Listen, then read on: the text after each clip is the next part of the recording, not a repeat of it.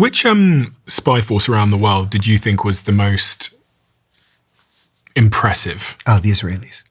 Really? Yeah. The Israelis have no rules. They'll kill anybody. What was it, 3 years ago? This pager operation? Oh, it's so fascinating. Good Lord, it was a work of genius. It is genius. It is. It was totally illegal. Totally illegal. But it was genius. The moving parts I didn't believe it was real. I had to I was like, there's no way that this is real. This is the stuff of movies. It is. For anyone that doesn't know, what was the story? Yeah. Okay. So the Israelis knew that Hezbollah, the terrorist group Hezbollah from Lebanon, was communicating using pagers. They didn't want to use cell phones because they didn't want the Israelis to intercept their phone calls. And they thought, oh, pagers, those are safe. So the Israelis bought a company in Hungary, I think it was, that made pagers. And they got Hezbollah to order the pagers from this company. They were able to insert explosives in the pagers. And the pagers went to Taiwan, and from Taiwan to Thailand, and then from Thailand to, I forget where, Syria, I guess, and then from Syria to Lebanon. And so what the Israelis did was they were able to activate the explosives in all the pagers simultaneously. Killing people? They killed everybody of any import in Hezbollah. They essentially decapitated Hezbollah. And then the ones they didn't kill in that operation, they bombed the apartment buildings where they lived. See, this is the thing too about the Israelis. If they want to kill you, they won't just do a close-in hit. They'll blow up the entire city block where you live. They'll kill 1,000 people just to get you. And they don't care. And then they say, what are you going to do about it? You're going to go to the International Court of Justice? Do they really do this? Yeah. Uh-huh. Did you ever interact with them? Yes. And how did you find them to be? Miserable. My very first briefing that I ever gave as a junior analyst was to the Israelis. My boss said, okay, he says, you're going to give your first classified liaison briefing. So it's going to be the Israelis, and there are a couple things you should know. I said, okay. He said, we don't allow the Israelis into the building. Ever. I said, why not? He said, because they spy on us. Not only do they spy on us, they would always bring gifts. Like, oh, we brought this wonderful gift for you. And every time somebody tries to bring something in, you have to x-ray it. And it's got listening devices, and it's packed with 2 years worth of batteries. We're like, you guys, you have to stop doing this. Every time you come here, you try to bug our conference rooms. It's bad form. You have to stop doing it. And then they're like, oh, okay. We knew you would find it. We're just kidding. Come on. So we have to meet them miles away from headquarters in a place that we rent. So he said, nothing over the secret level. No top secret information, just up to secret. I'm like, okay. So I go with 12 analysts. And because I'm the junior most analyst, I've only been on the job at this point, I'm going to say 6 weeks or so, I went last. So the first analyst says, I'm the chief analyst, and this is my briefing. And then the next guy says, I'm the political analyst, and I'm the econ analyst, and I'm the military analyst, and I'm the oil analyst, and the tech analyst, and it comes to me. So I said, because I was overt at the time, I was not undercover, I said, my name is John Kiriakou, and I'm going to brief you on Saddam Hussein's psychological state of mind. Well, there were 2 Israelis there. One was from Mossad, and one was from Shin Bet. Shin Bet is the FBI of Israel, and Mossad is the CIA of Israel.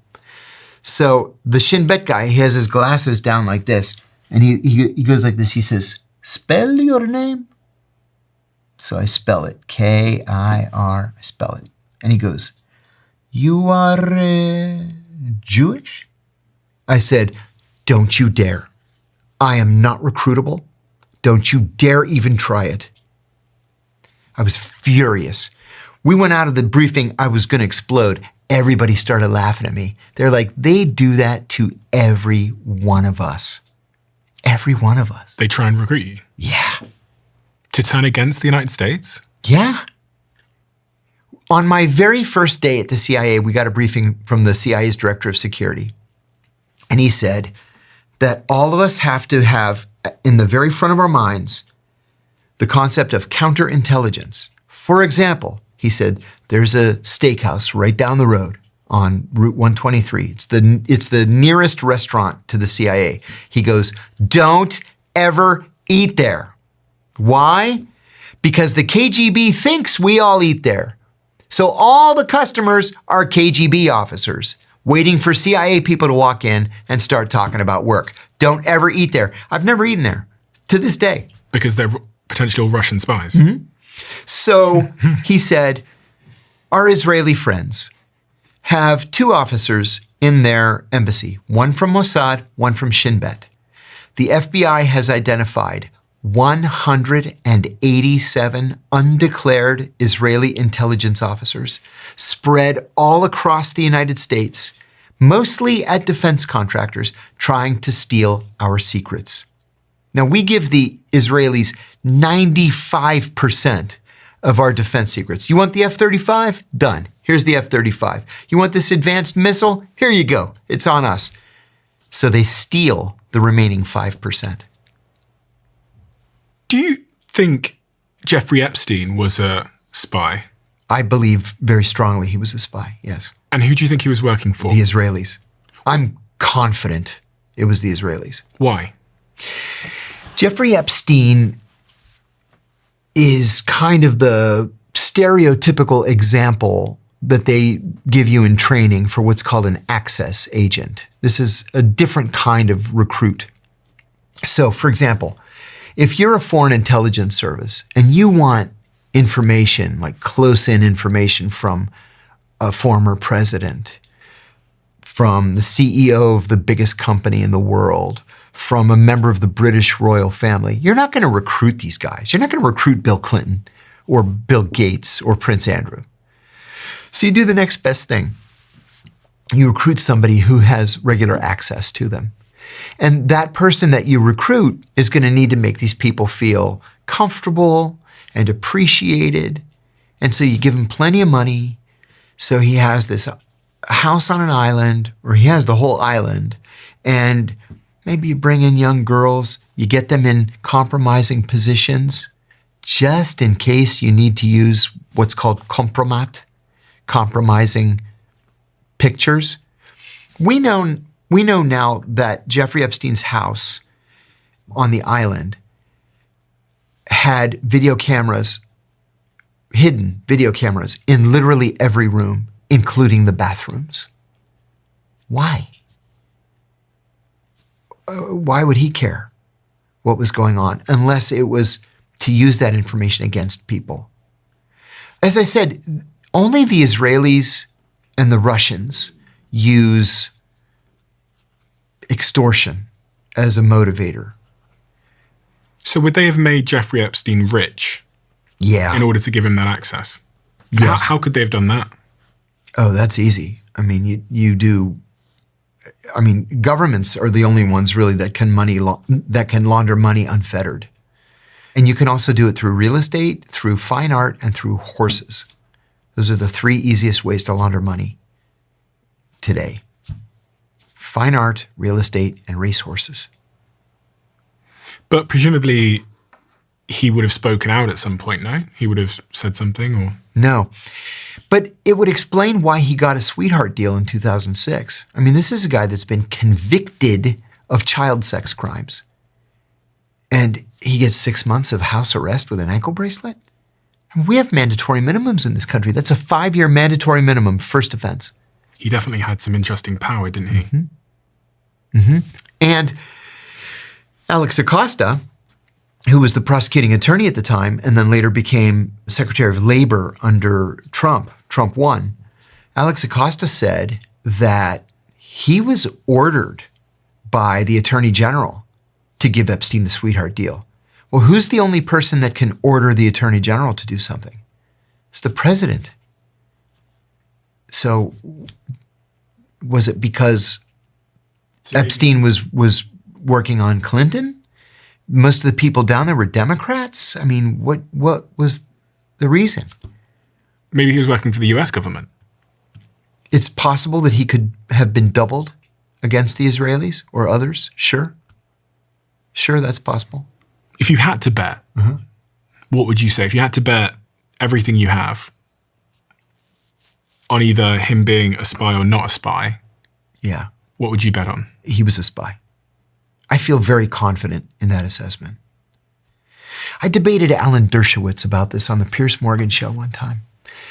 It was Scott Horton and me who said that he was an Israeli spy. And it was Alan Dershowitz and General Danny Ayalon, the former head of Mossad.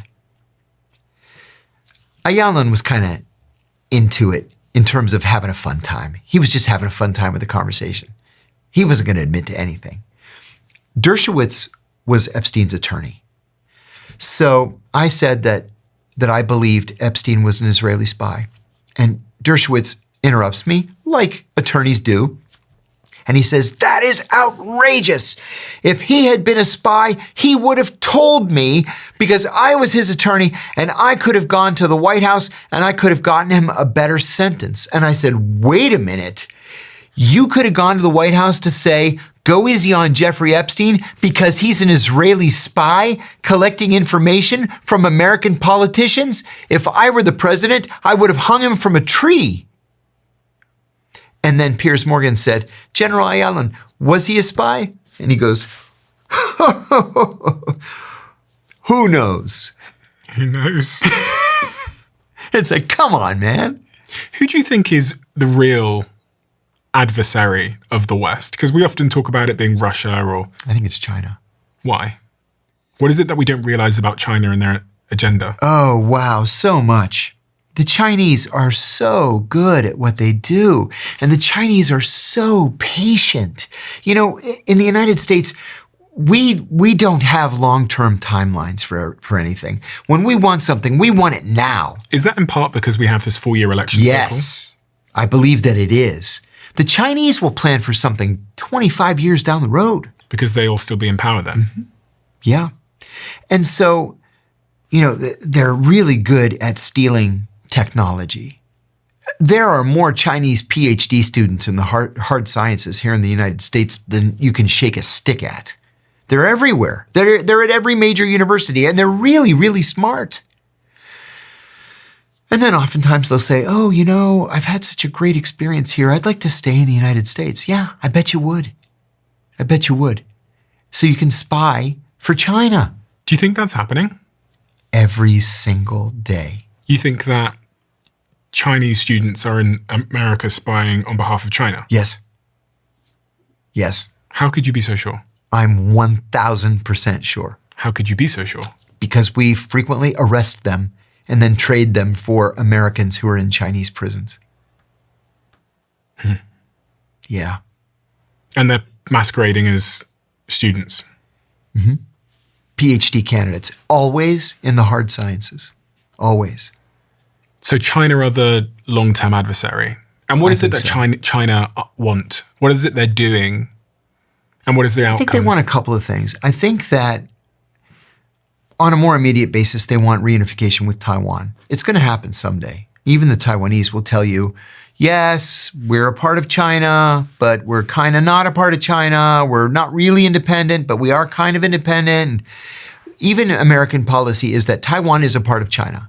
And eventually, someday, they'll be reunited. Do you think with everything that's going on at the moment with Trump in Venezuela and Greenland, this is going to create cover for... Oh, I was hoping you would ask me a question like that.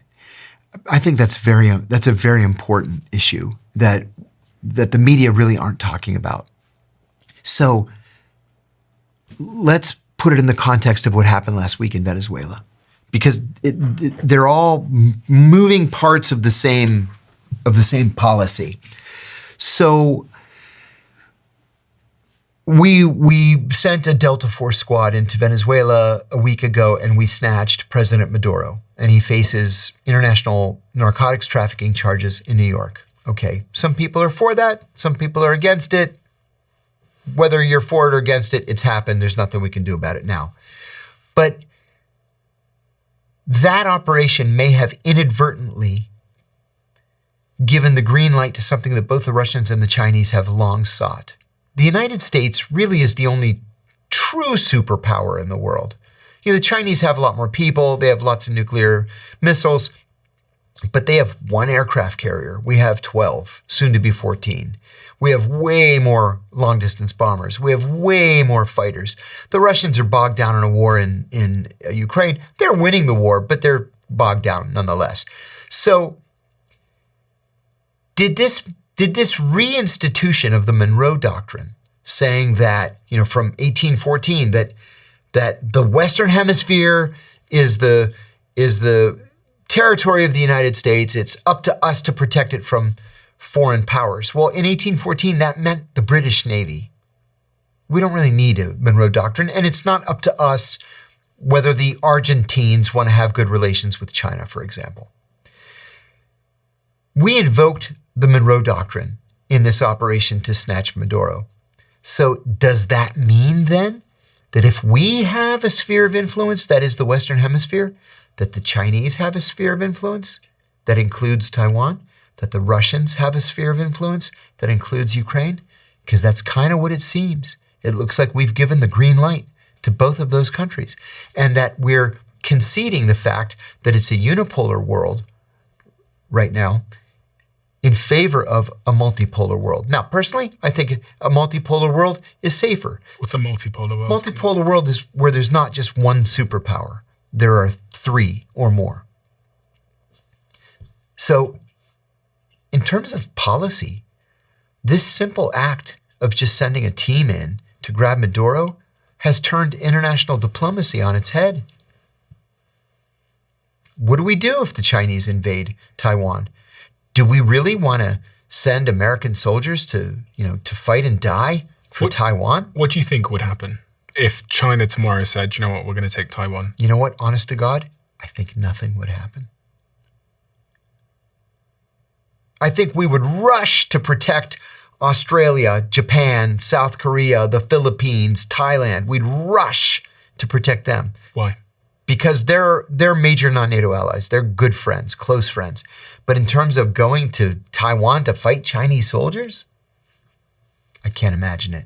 Trump told the New York Times that whether China moves on Taiwan is ultimately up to Chinese President Xi Jinping, not the USA, adding that he's told Xi he would be very unhappy if China changed the status quo. He claimed he doesn't think Xi will act while he's president. See, and that is actually what the long-term policy is. The long-term policy is, sure, someday, to be determined later, you guys can unify. Just don't do it while I'm here. Yeah, don't do it today. Maybe when Trump goes. God forbid. So going back to this point, you said they want Taiwan. What else do you think China want? Well, do they want to see the US fall? Yes, sure. And are they actively doing things to encourage that? Yes, but not the things that you would expect. Instead of running around the world, overthrowing governments, invading countries, which is what we do, they go to countries and say, hey, you need a new highway system? We'll pay for it. You need a new airport? No problem. You need a new hospital, electrical grid? We have plenty of money from our gigantic trade surplus. We'll pay for it. We just want to have really good, friendly relations with you. And that's what they do. The Chinese essentially own Africa right now. What are you most concerned about in the world at the moment? What does actually keep you up at night? What frightens me the most is that the U.S. government over the last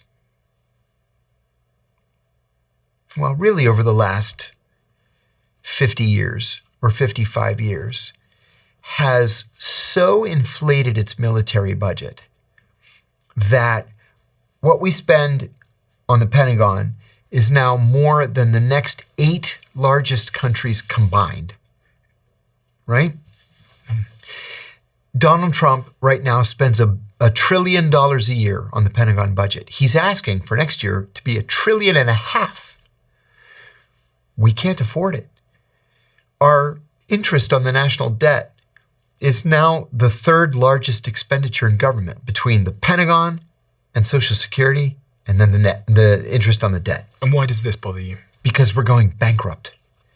And all the while, the Chinese are letting us spend ourselves into oblivion. The Chinese don't spend that kind of money. How come I can't have a bullet train that goes 400 miles an hour? How come I can't get to Chicago in 3 hours by train? You know? How come the airports in my country look like shit, and you go to Chinese airports and they're pristine with like the most amazing services and the best restaurants? How come Chinese roads don't have potholes? And in my town, it's like driving across Bosnia. It's because they decided not to spend their money on weapons. They spend it on infrastructure. Do you think that's likely, that the US could go bankrupt effectively? I do. Yeah, I do. We can't keep up this pace. It's not possible. We're going to have to raise taxes and cut the budget. What's the most important thing that we didn't talk about that we should have talked about, John? Oh, that's a good question. One of the most important things in my life, to tell you the truth, is the issue of ethics. I love this country more than anything else in the world, and I want it to do the right thing. We're a country of laws, and we have to obey our laws, which is why I blew the whistle on the torture program. Who's not obeying the laws? Our government. In what way? We've gotten to the point, and it started around the year 2000 or 2001. We got to the point where if we want to do something, we just do it. Like what? In 1946, we passed something called the Federal Torture Act, which banned torture. Okay? Also in 1946, we executed Japanese soldiers who waterboarded American prisoners of war. That was a death penalty offense to waterboard someone. All right? In 1968, on January the 11th, 1968, the Washington Post ran a front page photograph of an American soldier waterboarding a North Vietnamese prisoner. When the picture ran, the Secretary of Defense, Robert McNamara, ordered an immediate investigation. That soldier was arrested, he was charged with torture, and he was sentenced to 20 years of hard labor at Leavenworth. And then in 2002, it's legal. We can do it. We can do it because we're the good guys. The law never changed. We changed. And my point was always, either we're going to be the good guys or we're not. Either we're going to be what Ronald Reagan called a shining city on a hill, or we're not. When I was stationed in Bahrain, I was the human rights officer. So I had to write the human rights report every year that we sent to Congress. Well, imagine if John goes in to see the Minister of Interior and I say, Your Highness, you cannot pick up a 15-year-old kid for marching in a peaceful pro-democracy demonstration and then murder him, beat him to death in the police station and call his parents to come and pick up the body. You can't do that. I have to report that to Congress, and you're going to lose your rights to buy American military hardware. But then the CIA station chief goes in an hour later and says, Don't pay any attention to the human rights guy. I'll give you $10 million. If you set up a secret prison here, we're going to send you some prisoners. You torture them, and then you give us a write-up of everything they say during torture. Who's he going to listen to? Is he going to listen to me? Did that happen? Yes. He's not going to listen to me. If all of a sudden torture is legal just because we say it is, and then Congress is like, oh, we don't know anything because it's a secret program, so we can't talk about it. Do we still torture people? No. I am very proud to say that when the McCain-Feinstein anti-torture amendment was passed into law in December of 2014, John McCain got up on the floor of the Senate and said it was because of me, because of my revelations. He said, if I had not told the American people that the CIA was torturing prisoners in their name, we would never have known. That's why I say it was worth it. Do you think you should be pardoned by President Trump? I do. Have you written to him? I have to be careful with my language here. I applied. My name is in the system. I have very, very high-level supporters who have approached him personally, and I'm hopeful that it happens. John, we have a closing tradition where the last guest leaves a question for the next, not knowing who they're going to be leaving it for. And the question left for you is, what's something you stopped doing that improved your life more than anything you started?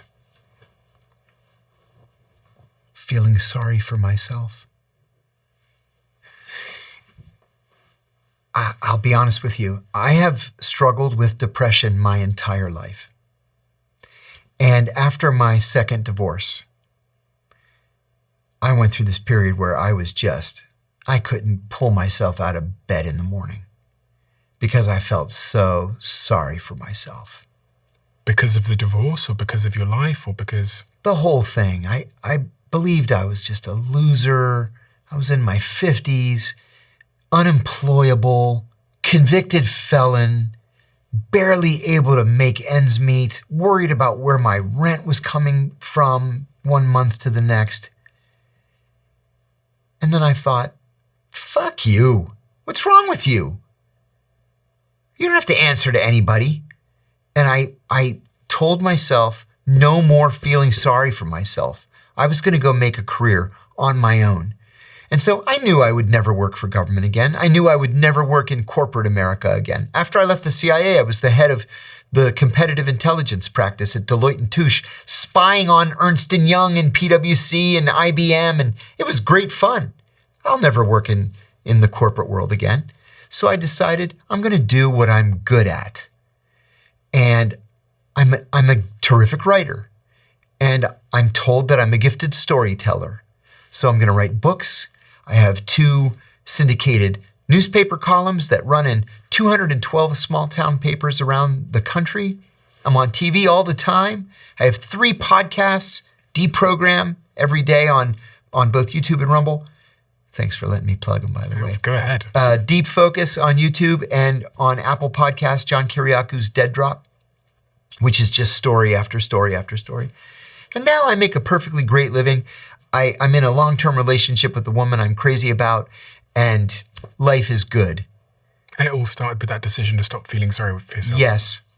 If people around me keep saying, you've done nothing wrong, you're a hero for what you did, and deep down, I would do it again, then why am I feeling sorry for myself? I'm right, they're wrong, they're criminals, so I'm just going to go on with my life. And that snapped me out of it. So don't feel sorry for yourself. Do something about it. Act. John, you are someone that is very good at storytelling. You are. You've written many books. I'm going to link all the books below. Oh, thank you. So many incredible books. I've got some of them here with me on the floor. I could go through all of them, but we need another couple of days. John, thank you. Thank you. Thank you so much for your incredible storytelling, your wisdom, but also just giving us a window into a world that most of us know nothing about, because there's so many lessons that I think are pertinent to all of our lives riddled amongst there. And I think, I hope you do get pardoned. Thank you. I hope so. I've got my fingers crossed. And when you do, hopefully we can come back again and have another conversation. I look forward to that. It's been such a pleasure. Pleasure's mine. Thanks for the invitation.